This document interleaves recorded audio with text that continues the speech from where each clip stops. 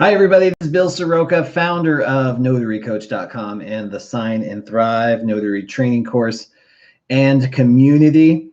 I am live in Helena, Montana right now. I'm up here for the remote online notarization symposium sponsored by the Secretary of State. Hey, guys, how are you? Hey, Lori. Glad you're here. Guys, I'm here for the Ron Symposium for the state of Montana. That's going to be tomorrow. I'm super excited. Been a long week, an awesome week, and I probably, hey guys, hey Lauren, hey Vicky, hey Joseph, probably would not say no to a nap right now, but there's too much to do, and I'm excited, super excited, because I get to give away two of the Katie Crazy Horse bags off of Amazon. You know, these are the favorite bags that I use for my notary business. Plus, I've slid a brand new HP laptop computer into each one of these. I've got webcams for the remote online notarization, the HD webcams from Logitech, plus a few other things, books and favorite journals and that kind of stuff. I love giving away free stuff. So if you happen to be in Montana and you're going to be here amongst the 150 or so notaries that are here for that, you are going to be entered in just for being here tomorrow. But that's not what I'm here to talk to you about today. Today, I'm here to talk to you because I want to talk about the subject is, can you believe notaries actually do that? And this is the top 5 complaints that I receive in my business from notaries. Not so much anymore, because we really crafted an awesome team, and really the students that have come out of Sign and Thrive, you guys have just really elevated the industry, and I really appreciate and I love having you on the team.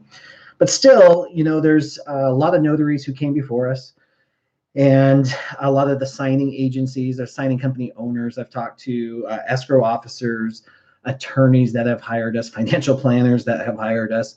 And I got some feedback and kind of whittled it down to the top 5 biggest complaints that people have about a mobile notary and loan signing agent.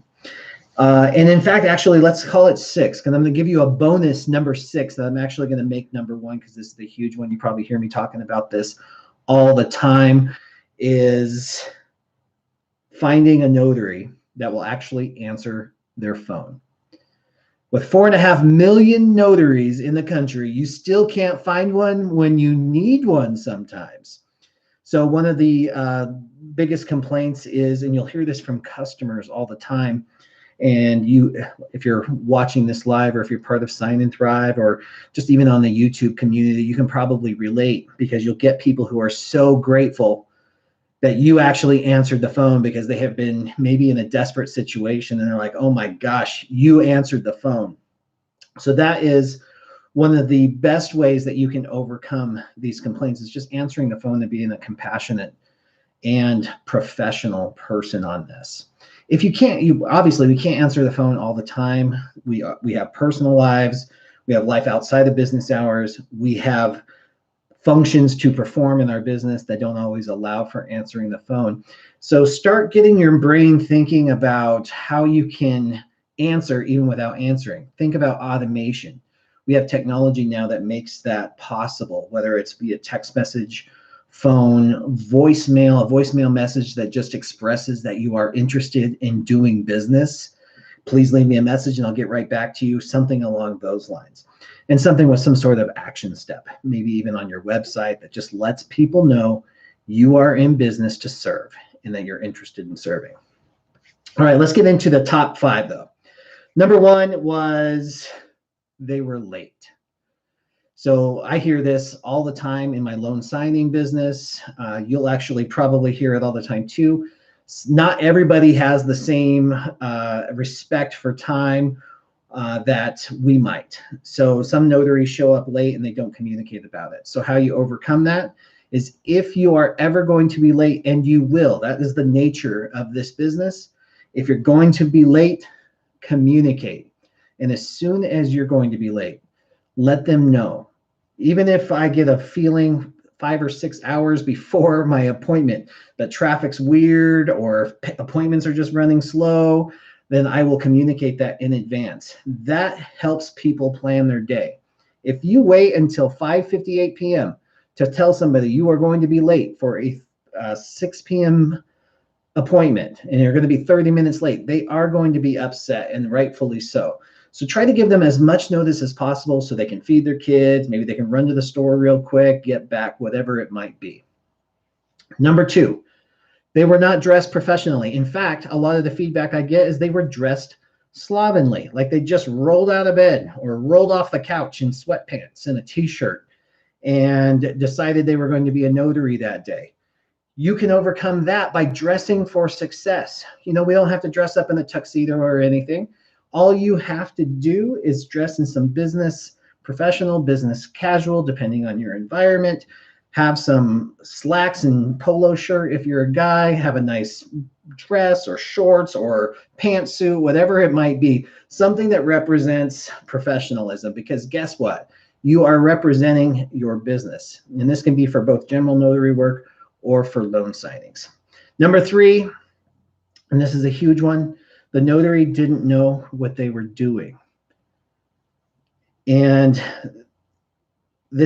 there have been so many notaries before us that didn't honor the business by continuing their education.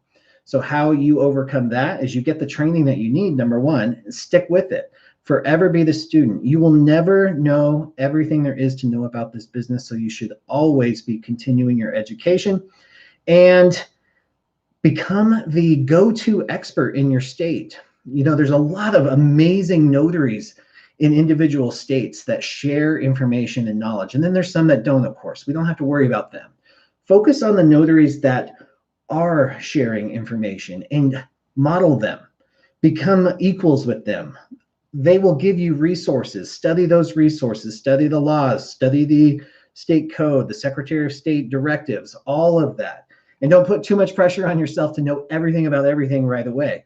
That sometimes takes years to do, but set that as your point, where you're going. You are going to be the expert for your state.